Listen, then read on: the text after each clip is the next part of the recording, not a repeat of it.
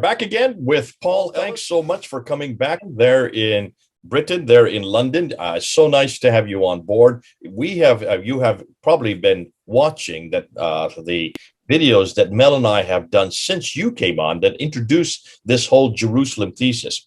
We're playing off of that Jerusalem thesis.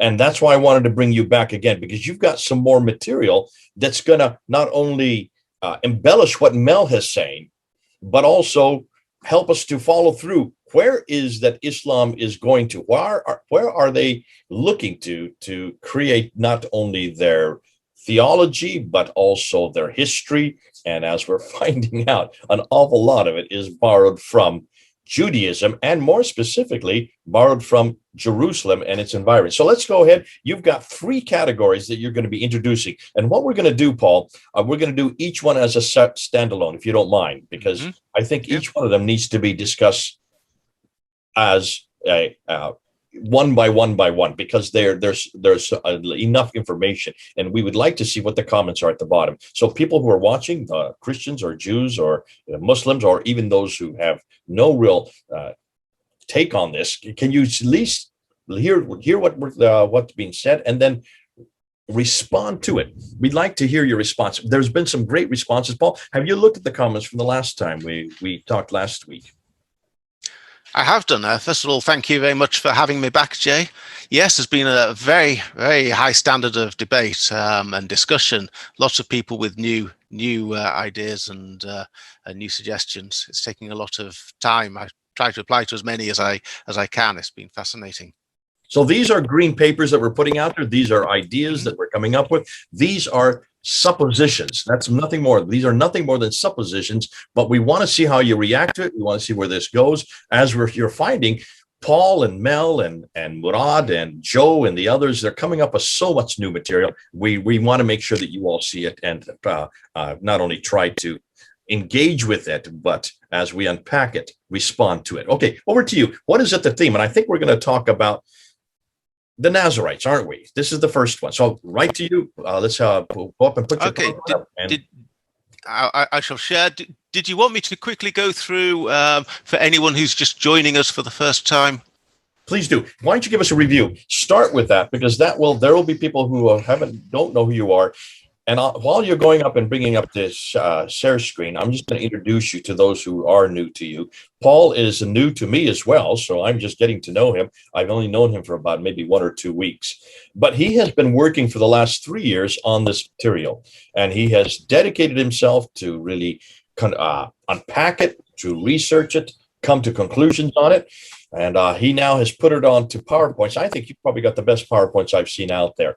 And you say the reason for that is because you used to be a teacher. You have students. That's right. PowerPoint. You're Mr. PowerPoint. But you're very colorful PowerPoints. We're going to be blessed with that in just a few moments. So over to you, Paul, as you now bring up your PowerPoint. Okay, you are complimenting me, Jay, on the PowerPoints. And normally I like to have large fonts and spread the information out and use colors and illustrations and make it all really clear. But one problem with the Jerusalem thesis is there's simply so much information there. It's very difficult to put it all on the page. Here you see in the left-hand column are the attributes that the Quran tells us about the place it calls the Masjid al-Haram, the sacred place of worship. And you will see how in each instance it's all it can all be satisfied or can all be related to either the site of the Jerusalem temple or to the Jerusalem temple itself. So, for example, the Quran tells us that the Masjid al-Haram is God's house. It talks in the divine voice, refers to it as my house. Well, the temple is called God's house. Right the way through the Bible, dozens and dozens of verses refer to the Jerusalem temple as the house of God in both the Old and the New Testament. The Quran tells us that the Masjid al-Haram is connected to or is the first house at Bakkah, and we've seen that Bakkah is a refreshment stop on the pilgrimage route to Jerusalem in Psalm 84. We've seen that the Quran calls the Masjid al-Haram the Kaaba, the cube. And the Holy of Holies of the temples is clearly described as a cube in 1 Kings chapter 6, verse 20. It wouldn't have looked like a cube on the outside, but it's a cubic room if you're inside it. It's 20 cubits by 20 cubits by 20 cubits. The Quran tells us that this place was assigned by God for Abraham, that the foundations had been raised by Abraham and by Ishmael, and that Abraham had settled his progeny nearby. Well, again, with the temple, we see that it was built, or reputedly built on Mount Moriah, which had been appointed by God as a place upon which Abraham was to sacrifice Isaac. So God points out the mountain where he wants Abraham to do this. So it was exactly a place assigned by God for Abraham. Abraham built an altar there, and then it talks about Abraham settling his progeny nearby. Well, of course, Jerusalem is the capital of several Jewish nations that have existed throughout history since the Jews entered into the Promised Land. The Quran tells us that it's the destination of the Hajj pilgrimage, and in Deuteronomy chapter 16, there are 3 feasts that the Torah tells us must be held at the temple, and these are described as Hag feasts. And of course, if the feast has to be held at the temple, then people have to go there if they're not already there. So that must involve a pilgrimage. The transfer of the sound from a hard G, the Hebrew letter Gimel, to the soft J, as in moving from Hag to Hajj, is quite normal when Hebrew words are adopted in Arabic. So, for example, we talk about the angel Gabriel in Hebrew, but it becomes Jabril when it's in Arabic, and the valley of Gehenna becomes Jahannam. So it's quite nothing to be surprised about that the Hebrew word Hag becomes Hajj. The Quran tells us that there must be an animal sacrifice as part of this Hajj pilgrimage, and animals were sacrificed in the celebration of the Passover, which is one of the 3 feasts celebrated at the temple. It also talks about circumambulation, and 2 of the 3 feasts involve circumambulation. The Feast of Weeks, which are the sort of harvest feast, involves going around an altar 7 times according to or on 7 consecutive days, and then 7 times on the last day according to the Mishnah, the Jewish oral law, and according to the Book of Jubilees, which is very old, possibly as old as Genesis itself. The Feast of Tabernacles was first celebrated by Abraham by walking around his altar on 7 consecutive days.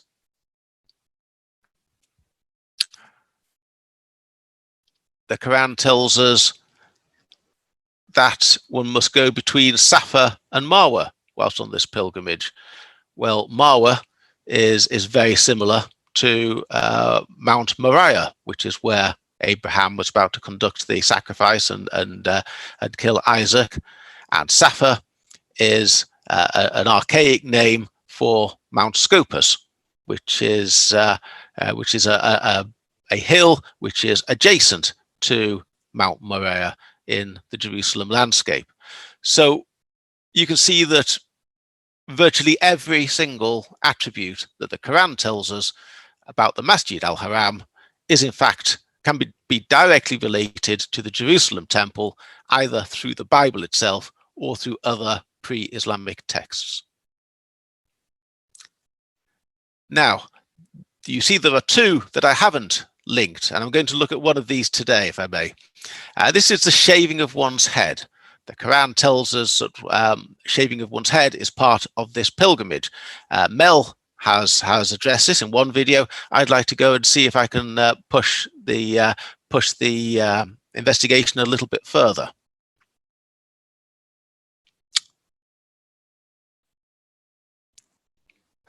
Well, in the book of Numbers, chapter 6, verses 1 to 5, there is a provision for something called the Nazarite vow. The Nazarite means to be separated, or a separate person, or a person who's undergoing some sort of separation. And it seems to be a vow that allows Hebrews who are not part of the Levite tribe to dedicate their lives to God for a finite period of time. So in the Nazarite vow, the book of Numbers states, "The Lord said to Moses, speak to the Israelites and tell them, when a man or a woman solemnly takes the Nazarite vow to dedicate himself to God, or to dedicate himself to the Lord, he shall abstain from wine and strong drink. He may neither drink wine vinegar, other vinegar, or any kind of grape juice, nor eat either fresh or dried grapes. As long as he is a Nazarite, he shall not eat anything of the produce of the vine, nor even unripe grapes or grape skins.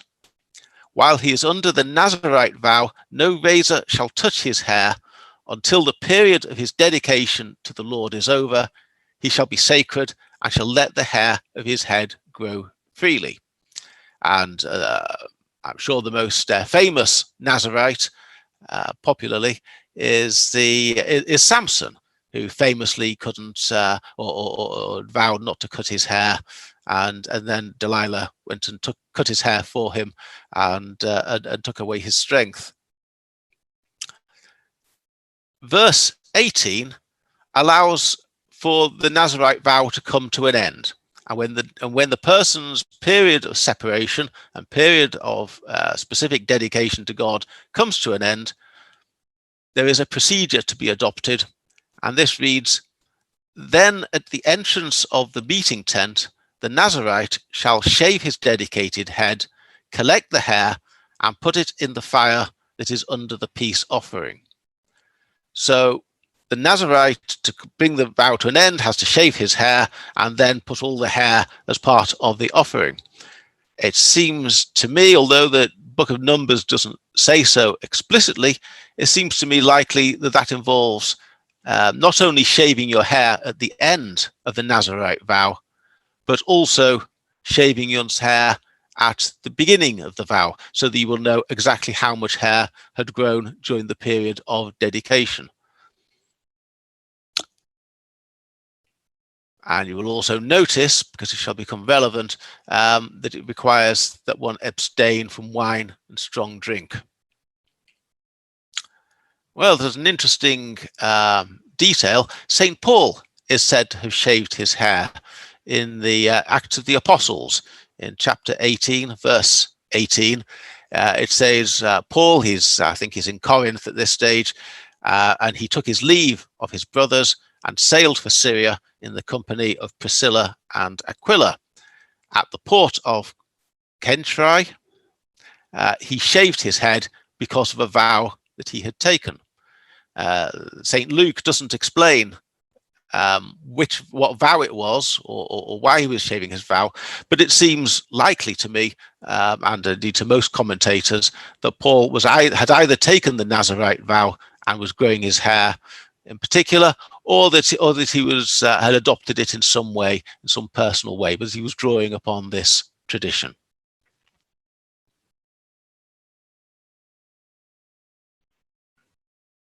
Well, let's have a look at what the Quran says. In Surah 2, verse 196, it says, "Do not shave your heads until the offering reaches the place of sacrifice." So that sounds somewhat similar to the ritual for concluding the Nazarite vow, because that requires going to a specific place, in that case, the entrance to the meeting tent, although later that would become the temple. And it also talks about a peace offering. So it has the idea of an offering and a place of offering, and says, do not shave your head until you get there. So it seems to be an echo there in Surah 2, 196 to Numbers 6, 1 to 5. In Surah 48, verse 27, it states, "You shall enter the Masjid al-Haram in security if God wills, with the hair of your heads shaven or cut. Now, Surah 48 is called the Victory, and it is about a treaty that has been made between the Quranic community and a group of unbelievers. Surah 48 talks about God has withheld their hands from you and your hands from them. So it looks as though a peace treaty has been agreed, which the Quran author is presenting as some sort of great triumph and great victory. Within that context, he's then promising them that this will lead the way to advance their cause and getting to the Masjid al-Haram. And then it promises that when they get there, you will enter it with the hair of your heads shaven or cut. So again, it looks to me somewhat similar, particularly read in the context of 2:196, as something similar to the Nazarite vow. A little aside, if I can just add one other little detail here. This is one of 4 instances in the Quran where the Quran text uses the phrase "Inshallah," if God wills it. It's often struck as rather strange that if the Quran was the verbatim word of God, that God would use. God may well say, if it pleases me, I shall do such and such. But it seems rather strange to me that God would actually use this common everyday phrase, "Inshallah," if God wills it. It seems a strange thing that God would say that, and it's one of my arguments for saying that I don't think that the Quran was ever intended to be read, or at least not all of it was intended to have been read as the verbatim words or speech of God.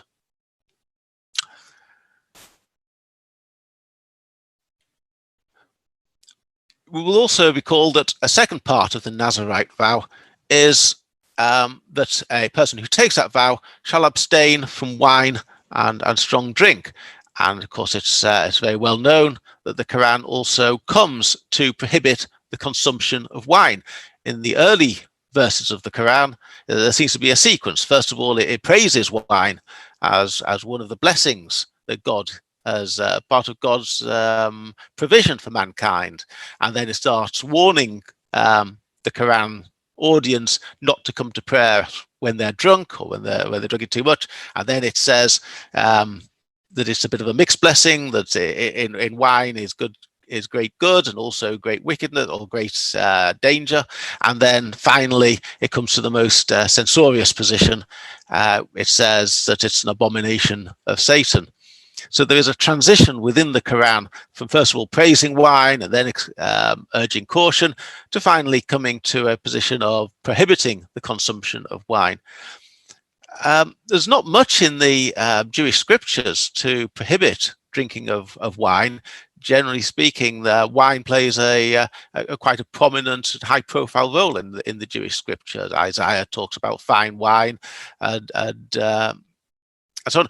And it's often seen as being rather odd that the Quran prohibits the consumption of wine on earth, but then promises that people will have wine to drink in paradise. Some people, possibly you, Jay, may regard this as a sign of inconsistency or possibly of hypocrisy, or saying go without now, or trickery, say go without wine now and you'll have more wine in the paradise to come. I'm not so sure that I take such a cynical view of it. I think it could well be, as I say, is a sort of imitation of the Nazarite vow, that wine is a good thing and you prohibit the consumption of it now, but one can enjoy it later on. We've always brought this up at Speaker's Corner. This came up over and over again. Not just wine, but also the covering of women's heads. You have these injunction after injunction: don't drink wine, don't touch wine, not even one drop, because it's the creation of Satan, and therefore it's prohibitive. But then when you get to chapter 55 and chapter 56 in the Quran, there are rivers of it. You can swim in it. So this seeming contradiction with the same thing with women. Do not, in chapter 33, verse, women are to have themselves completely covered up except for their eyes. And not just the wives of Muhammad, all believers are to cover themselves all up. And you have this injunction after injunction not to see your women in public. But then when you get to heaven, there are going to be not in the Quran, but according to the tradition, there'll be as many as 72 of these women for every man. So what is prohibited here is in abundance there. And that has always been a contradiction here, which is fascinating, because what you're bringing up is that this may have something to do with this previous Nazarite injunction. But in this case, there is no Nazaritic injunction against wine. Is that what you're saying? Well, my conclusion is really a question, but is could the Quran author, or the principal Quran author, have been modeling his movement on the Nazarite vow? In the early stages, there's no hint of any of this. And as I say, in the early stages, wine is praised and promised. But at some stage, the Quran author seems to have turned against the consumption of alcohol, and I'm wondering from these phrases if he was actually influenced, if the shaving of the heads, or the promise that you will shave your heads when you get to the Masjid al-Haram, is connected with the prohibition of wine, and both of them are connected to the Nazarite vow, and the Quran author has come across the Nazarite vow and wanted to create something rather similar for himself. Okay, well, there's the antecedents, and that's what we're looking for. So there you are. Shaving of one's head, I regard that as having also now been demonstrated with not only shaving of one's head in itself, but shaving of one's head at a designated place, normally at the temple. I think is now substantiated by the Nazarite vow. There's only one box is unticked, and that's the wearing of garlands. So I look forward to the comments. It's a bit of a challenge. I'll throw that out to anyone if they can find the wearing of garlands in the Hebrew Bible.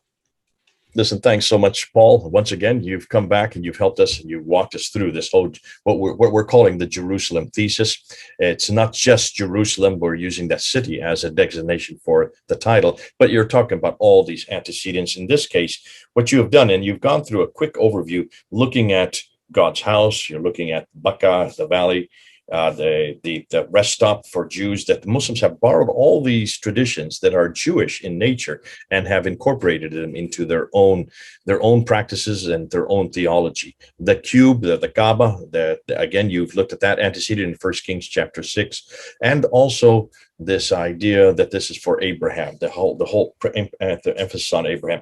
Mel and I have just put up a video on the whole Abrahamist theme, and this idea of people being Hagarenes and Ishmaelites. So that corresponds exactly to what you're saying here.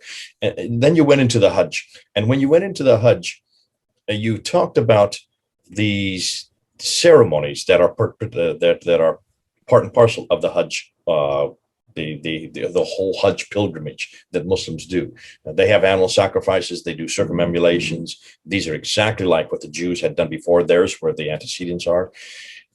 You zeroed on shaving of heads, and I like that. And this is really good what this whole video is about. This episode is about looking at that. Where did that come from?